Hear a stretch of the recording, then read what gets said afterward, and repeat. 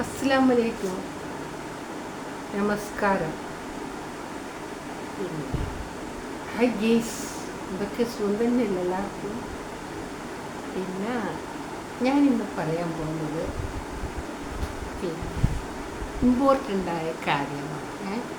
ഇമ്പോർട്ടൻ്റായ കാര്യം എന്ന് പറഞ്ഞാൽ നമ്മൾ ഒരാളെയും നമ്മളെക്കാൾ കൂടുതൽ സ്നേഹിക്കാൻ പാടില്ല. കാരണം അത് നമ്മൾ ബുദ്ധിയില്ലായ്മയാണ്. കാരണം പടച്ചോനല്ലാതെ നമ്മൾ കൂടുതൽ നമ്മൾ അതിര് വിട്ട് സ്നേഹിച്ചു, പക്ഷെ അതിര് വിട്ടാണ് സ്നേഹിക്കാൻ പാടില്ല. കാരണം നമ്മളെ മാതാപിതാക്കൾ നമ്മൾ സ്നേഹിക്കാം. പിന്നെ വേറെ ആരും നമ്മൾ അതിര് വിട്ടങ്ങനെ സ്നേഹിക്കാൻ പാടില്ല. അവർ വേറൊരു വ്യക്തിയാണ്. അപ്പോൾ നമ്മൾ പഠിച്ചവനെ മാത്രം അതിരി വിട്ട് സ്നേഹിക്കാം. നമ്മളെ പഠിച്ചതാരാണ്? പഠിച്ചോനെ. ആ പഠിച്ചോനെ വിചാരിച്ചാൽ എന്തും നടക്കും ലോകത്ത്. ആര് തകർക്കാൻ വിചാരിച്ചാൽ നമുക്ക് തകരുമില്ല. നമ്മളെ മനസ്സിൽ ഒരാൾക്ക് നമ്മൾ വാക്ക് കൊടുക്കണം. എന്തെന്ന്? നമ്മൾ തകരും, ഞാൻ തകരും. അത് കൊടുക്കേണ്ടിയായിരിക്കാണ്. നമുക്ക് തന്നെയാണ് നമ്മൾ കൊടുക്കുന്നത്. എന്ത് വന്നാലും ഞാൻ തകരില്ല, ഞാൻ തളർന്നു പോകുന്നില്ല എന്ന് വാക്ക് കൊടുക്കേണ്ടിയായിരിക്കാണ്. നമുക്ക് തന്നെയാണ് നമ്മൾ വാക്ക് കൊടുക്കേണ്ടത്. അതുകൊണ്ട് നമ്മൾ എന്ത് ചെയ്യണം? നമ്മൾ ആരും അതിഥി സ്നേഹിക്കാൻ പാടില്ല. നമ്മൾ പണ്ട് കാലത്തെല്ലാം ഫോണുകൾ കുറവാണ്. ഏതെങ്കിലും വീട്ടിൽ പണ്ട് കാലം ഇപ്പം അടുത്ത് തന്നെ ലാൻഡ് ഫോണ് ഏതെങ്കിലും ഒരു വീട്ടിലുണ്ടാവും. അങ്ങനെയൊക്കെയാണ്. ഇപ്പം എല്ലാവരുടെ കയ്യിൽ ഫോണാണ്.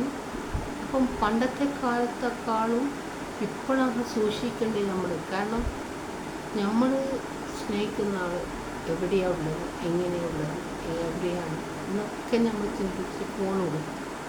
അപ്പം ചിലപ്പം അവരെ തിരക്കുകൾ കാരണം, അവർ വേറെ എന്തിലെങ്കിലും ഏർപ്പെട്ട് കാരണം നമ്മളെ വിളിക്കാൻ പറ്റില്ല. അപ്പം നമ്മളെന്തോ ഒന്നല്ല, നമുക്ക് ഭയങ്കര ടെൻഷനായി നമ്മളൊന്നുമല്ലാതെ ആവും അല്ലേ?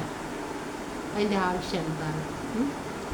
എനിക്ക് പറയാനുണ്ട് അതിൻ്റെ ആവശ്യം എന്താണ്. ഇത് 180% ഇപ്പോൾ അങ്ങനെയാണ് നടക്കുന്നത്. അതുകൊണ്ടാണ് ഞാൻ പറയുന്നത്, നമ്മളെ പഠിച്ചോണ്ട് ഇവിടെ ജനിപ്പിച്ചത് എന്തിനാണെന്നറിയോ? പഠിച്ചോനിക്ക് വിഭാഗത്തെടുക്കാൻ മാത്രം, ഇവിടെ പരീക്ഷിക്കാൻ വേണ്ടിയാണ് നമ്മളെ ഇട്ടത്. ഈ മനുഷ്യൻ്റെ ക്ഷമ എത്രയാണെന്ന് പരീക്ഷിക്കാൻ വേണ്ടി മാത്രമാണ് ഇവിടെ നമ്മളെ ജനിപ്പിച്ചത്. അത് നമ്മളൊന്ന് ഓർക്കണം.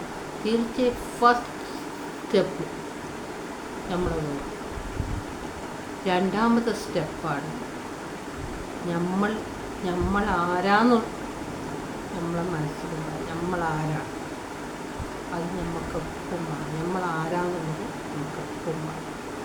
മൂന്നാമത്തെ സ്റ്റെപ്പാണ് നമ്മളെപ്പറ്റി സ്നേഹിക്കുക. നീ നിന്നെ തന്നെ കൂടുതൽ സ്നേഹിക്കുക, ഞാൻ എന്നെ തന്നെ കൂടുതൽ സ്നേഹിക്കുക. ആ സ്നേഹിച്ച് കഴിഞ്ഞാൽ മാത്രം നമുക്ക് ജീവിക്കാൻ കഴിയുള്ളൂ.